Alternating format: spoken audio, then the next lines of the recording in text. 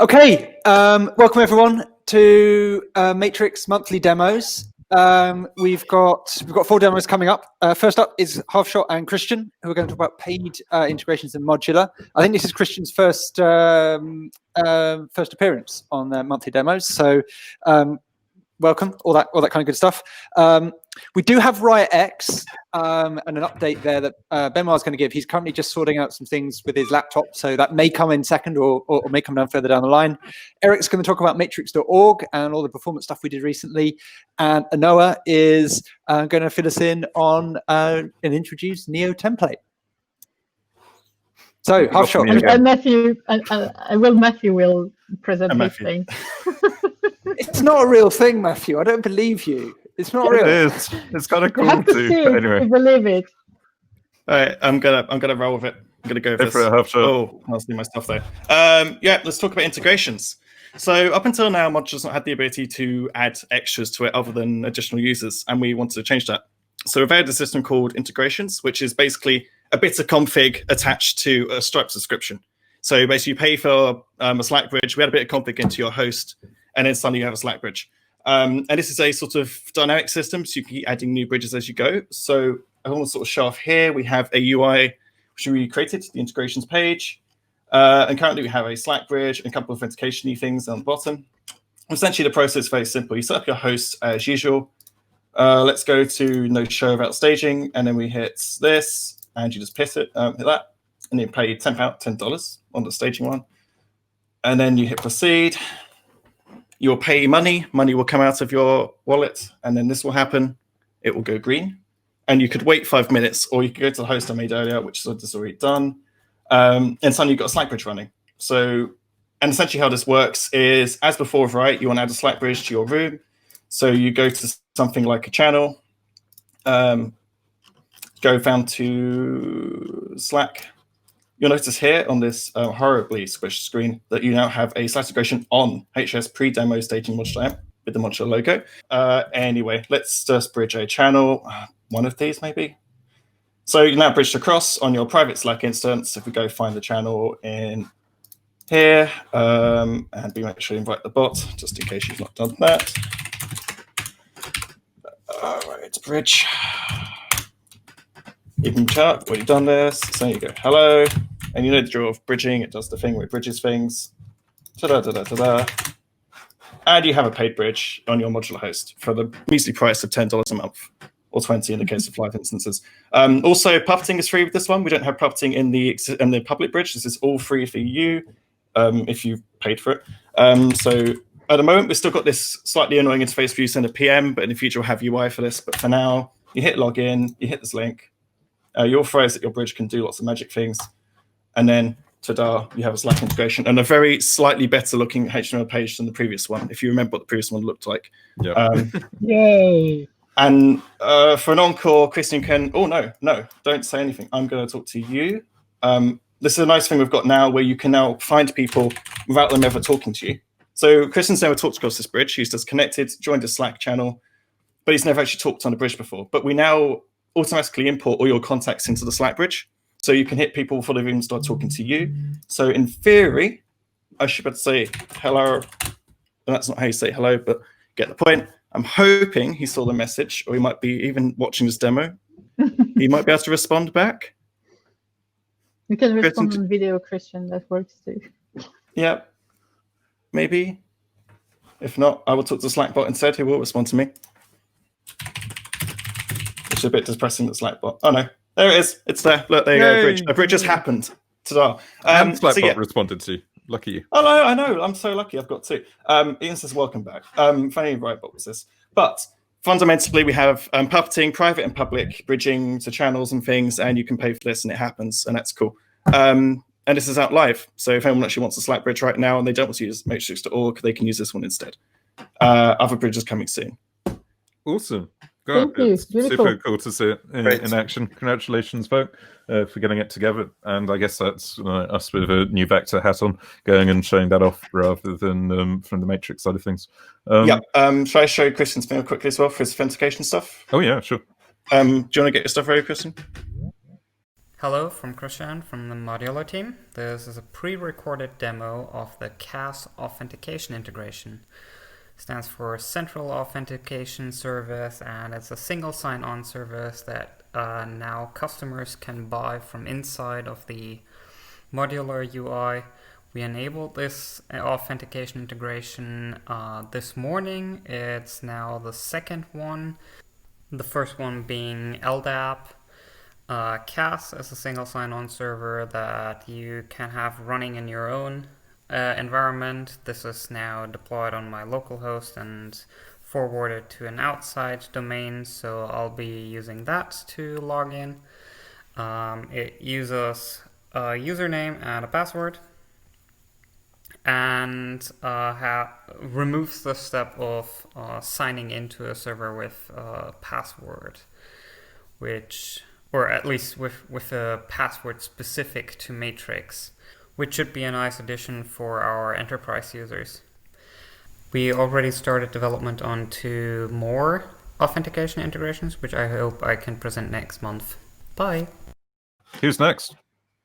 Okay, I'll go. I've got it here. Okay, so basically, last week I was talking a little bit about what we were going to do in terms of performance and sharding and the rest of it. This was all pushed out, or the moving event persistent off master was pushed out on Tuesday morning. So I just wanted to show off some graphs so you can actually see the pretty graphs and how awesome they look. Okay, you can see my screen, right? Yep. Cool.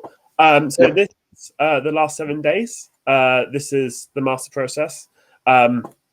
Ignore CPU and memory for the moment, but you can see the message event send time. This is how long it takes for Riot to type the message and it to ungray. And you can see before, in the start of the week, on Saturday, Sunday, Monday, actually the send times were peaking up at over 2 seconds, which is kind of this line. This is a log scale, by the way, and you can see that it was just kind of so much. So much the send time was just all over the place. Sometimes it'd be quite quick at 50 mils, but most of the time it was starting to horror up around 1 second, 500 mils, which is actually can feel quite slow.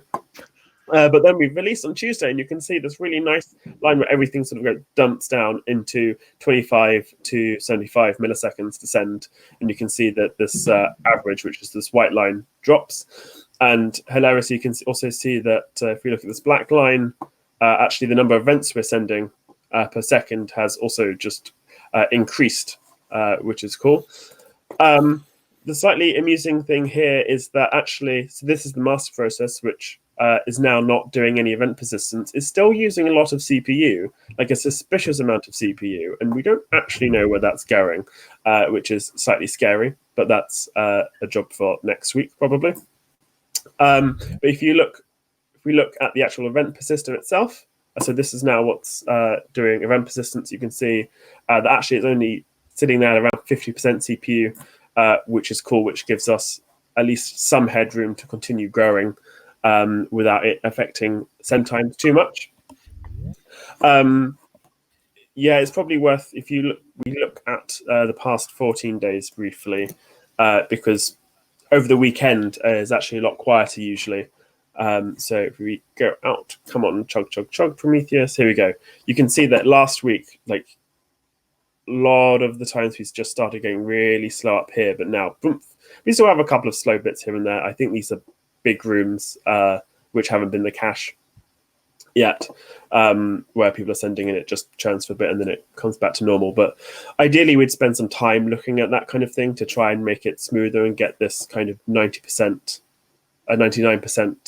quartile much further down, but it's snappier, and that's what's important right now. But what's also interesting is if you look at, again, we're looking at the number of events sent. Like, so this is the weekend, that's the long weekend. We're actually now, just after having turned this on and moved event persistence up, we're now sending more events. Like, it's quite a big step change there, which I find really kind of interesting, because we've always known that performance obviously has a big impact on things like monthly active users and daily active users. But to see, like, we turn it on and suddenly we're starting to get more events through, it's kind of really fascinating that it's so quick. I mean, that's probably more to do with kind of automated things like bots, potentially, but nonetheless, it's kind of cool. There's not going to be back pressure too. That literally it couldn't go faster than 20 hertz or whatever. And now that you've taken the runners off, it's just able to peak higher. Yeah, I mean, it can. It surprisingly before it could peak at. I've seen it go at like 50 hertz happily. It's just at that point the latency just balloons. I'm also wondering if it's things like if it's slow, people will be very careful and type one message. But if it's going faster, people are like typing more messages per bit of information they're trying to send. But I find that kind of interesting. Yeah, the only other thing I wanted to have a quick look at is though if we looked at the last 30 minutes, for example, you have quite an interesting thing here where you can see it's a lot more peaky, which is a bit of a shame. But actually, between the peaks, the 99% quartile of message send time is, less than a second. And the vast majority of it is going at less than 100 mils. And we sometimes see some peaks that we should figure out what's going on for. But hopefully, if we can figure out what the peaks are and we can fix that, then we'll get even bigger improvements. And yeah, that's kind of all I wanted to show in terms of pretty graphs. Do people have questions? I think it's awesome. Yeah, looks really good. Cool. Amazing work. Yeah, you can clearly see the diff. When are you going to shard the master, having split it out then? So this is the kind of interesting thing is that there's about 20 different angles we can take here. For example, like we really want to get, in some ways, to get the 99% quartiles down so that they're not, if we look at longer time period, the 99% quartiles are still quite high. And that can have a big impact, obviously, in how people feel the app is going. Like, even if like 9 out of 10 messages go quickly, that 1 out of 10 message can really cause you to think, actually, this is a bit slow at times. But on the other hand, we have now a lot of room to grow here. So there are other things, like if you have a quick look at the media repository, you can see that this kind of CPU usage on the media repository is going high. And what that does is makes uploads and thumbnailing and all that sort of stuff take a while. And that's very noticeable in the app. So it kind of comes down to a question of what can we do to make the user experience in the apps better, quickest, and for the least effort. And we're going to have a big meeting to brainstorm that sort of stuff as well. Another focus that we kind of want to look at is trying to make it easier for people to manage these sort of synapses, especially like the ops team and just everyday users. So things like just making everything shardable and horizontally scalable easily, but also looking at making it easier to tune caches and things like that so that you don't have to know a perverse amount of how the code base works to be able to have any hope in tuning caches and things like that. Awesome. Thank you, Erik. We should probably crack on, otherwise we're going to be super late. Thanks, everyone. Thank you. There's Next Anoa. up.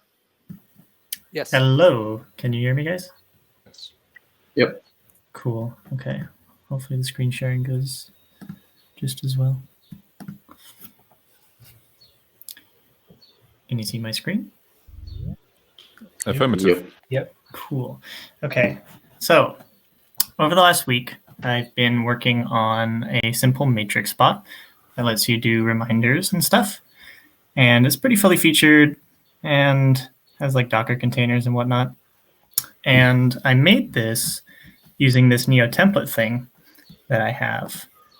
And if you aren't aware of it, basically what it is it's a GitHub project that is a very simple bot that's set up to use the matrix-nio Python library, which is by Polyar. And out of the box, it gives you support for built-in configuration, storage to a database, SQLite, or Postgres. It also sets you up with example commands and some message parsing stuff So right here is just an echo and a help command. And then in here, it parses messages. And if you say hello world, it'll say hello world back. And it gives you some methods to send stuff into a room, accept invites automatically. The other thing it gives you is encryption support. So because matrix-nio makes sending messages and reading messages from encrypted rooms pretty easy, that comes out of the box as well. It's also pretty well documented, so hopefully it should be pretty easy for beginners to pick it up. And one nice thing is, I've made a few bots over the last couple months using this. And every time I do, I end up going back to the template and revising it a little bit. So for instance, one of the issues for the encryption stuff was installing all of the dependencies. It has C dependencies for libl, so it's kind of a pain. So I went ahead and wrote a Docker container that just gives you that out of the box. And I actually need to probably PR this to the original libraries repo. But that's all set up now. So I would demo it, but Synapse is kind of broken for me right now. But just expect this is like me. I'm just going to scroll and pretend it's a demo. So we're in a room. You invite the bot. It automatically joins. Send it a command. And then that's just a command in the commands.py file. You process it however you would. And yeah, you know how bots work. So yeah, if you want to write a simple Python matrix bot, this might be for you. I know that Travis has a similar thing in TypeScript if you like JS more. But yeah, just be aware these tools are available. And if you want to write a matrix bot, this might be for you. And that's pretty much it. So why would you, if we're going to choose between matrix.js, bot SDK, and Neo templates or NIO templates, is it literally just TypeScript versus Python, or are there any other pros and cons? So I haven't actually looked a lot at Travis's one. I only learned about it today. I expect it gives you encrypted RIM support. I don't think it does. It doesn't give you encryption, which is a problem. Oh, well, okay. That's 1 point for me. Yeah, I haven't looked a lot at Travis's, but I think they're basically the same idea. And what's nice is we also list all the bots that have been made on top of it. So you have a whole bunch of different examples for yourself. And the documentation looks pretty decent. So yeah, I would just say, like, give it a try, whichever language you're comfortable with, and send feedback, and we'll both improve it however you like. Awesome. Yeah. The bot SDK does have encryption support. It's just through Pantolyman with a dedicated interface. Interesting. Okay. Yes, I know that's how Mjolnir works. Cool. Okay, so this is quick. Everybody, sorry for running late, but I think this is cool and worth sharing. Let me try to share my whole screen. Can you see my whole screen? Yep. Cool. So I wrote a thing called TARDIS, which is a time-agnostic room DAG inspection service, and is basically a time-traveling debugger for the room DAG. And it is effectively the real-life version of the ancient How Matrix Works animation from the front page of matrix.org. If people don't remember what this is, if you scroll to the bottom of matrix.org somewhere, then here it is. There's this animation I did years and years and years ago, which shows you building up a DAG which replicates over the different servers. And this is hard-coded to a kind of sample data, but wouldn't it be cool if we could actually visualize real rooms? And the reason for this is for the peer-to-peer work, where we're getting more and more complicated room DAGs, where weird things happen and we're not entirely sure why. And wouldn't it be nice if we could visualize what Dendrite was doing? Well, the fun thing is that Dendrite provides internal APIs between its microservices, which allow you to directly inspect the DAG, and it's really cute. Didn't need to change Dendrite really at all to go and use the room server's existing API in order to query it, so that you can actually start drawing the real DAG of rooms. So this is a real room. You can see the main DAG is actually the linear thing, and we've also got the authentication DAG around the sides, showing how all of these different events are justified. So this room message has got an auth DAG that says that links back to a power level, and it links back to the membership event when I joined this room. I've removed all of the ones which go back to the room create because every single event has the room creation in its DAG. You can also lay it out like this, which if you have a linear room is even more legible to see what's going on. So in practice, this was a bank holiday fun little project.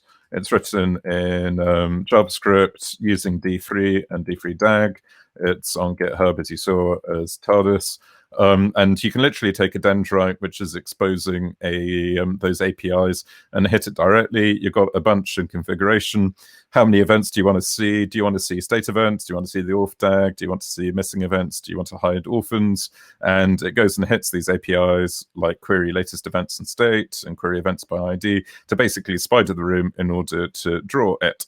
So here is one I did earlier of one of the internal peer-to-peer rooms where we're working on P2P and Dendrite. And this is the kind of minimal one where we've hidden all of the state events, and you can see little chunks of DAG, like here's a disconnected join rules, power levels, and membership event. But then we also have the actual main DAG here. There's no auth DAG, and you can see how much it bifurcates. That there is this guy here, which has got a three-way merge going on. You've got then lots of two-way merges, and it's even got this function which hides linear sections of DAG and collapses it into a single unit. So we can't see all the individual messages when it's linear, but instead we just see the overall shape of the DAG. If we expand it out a bit more and we do show the state events, then it gets a bit more complicated. You can see all of these random state events for the memberships of that room hanging around, and then you can see the DAG trying to fit into those. It's not quite as useful, honestly, when you've got the state events around. Next step, you can put in the auth DAG, and it starts to get really trippy and quite psychedelic and totally useless, but at least it's pretty. And you can see, if you really wanted to chase the auth DAG things through, how the events work together. Something we need to do would be to do the auth DAG on hover over, which would be a lot more useful. So you can literally say, hey, how is this message justifying itself? And that is about it. So that's the TARDIS. The time traveling thing would be just a control to allow you to hide the nodes based on the order in which they appeared. So you could literally replay the existence of the room. But I haven't hooked that up yet. And honestly, it's probably not that useful because in practice, you always care about where it's at right now, even though it would be fun to animate it into existence like the old animation on matrix.org. So there you go, Neil. I wasn't joking when I said that I'd made a little TARDIS. All right, I believe you now. So it's not really a TARDIS if it can travel through time. But that's my point. It has got time travel debugging in it. That you, all of the data is there to allow you to go and literally step backwards and forwards through the lifetime of the DAG. I just haven't hooked up the time shuttle on it. But if it will make you happy, Brendan, I'll go and put a scanner or a whatever the correct UI term would be to go back and forth. Thank you, Matthew. Okay, that's it. Thanks, everybody. Thanks for your patience. Have an amazing weekend. Bye. Thank you. Bye, everyone. Bye. Bye. Have a good weekend.